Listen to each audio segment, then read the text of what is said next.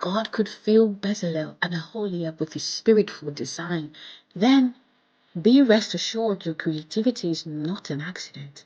It is not less spiritual, it is territory. When you walk with excellence, listen, when you work with excellence, you've got to work with excellence, with integrity, with sensitivity to God's whisper. Your craft becomes a language He uses to dwell among people. Your studio, your desk, your workshop can be as holy as a pulpit if God has called you there. The question is not, is my gift spiritual? The real question is, am I willing to let the Spirit of God feel it?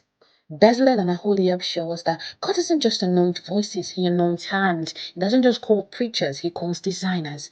So the next time you sit down to create a logo, a dress, a script, a film, a room layout, a UI, a brand, a song, a product, whatever it may be conscious that it's not just content, it may be tabernacle building in your generation. So don't just say, oh, it's just work.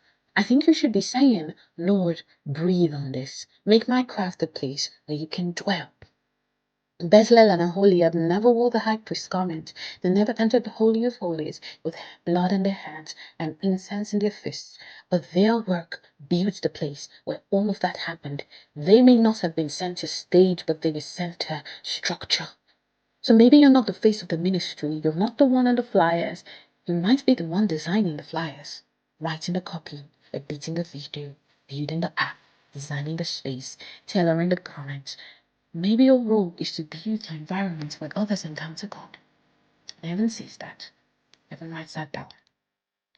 If this episode stirred something in you as a creative and as a workman in the house of God, feel free to comment. My craft is my worship. And then go ahead and share this with an artist, a designer, a builder, a maker, a writer, an editor, whoever needs to know that heaven sees their work.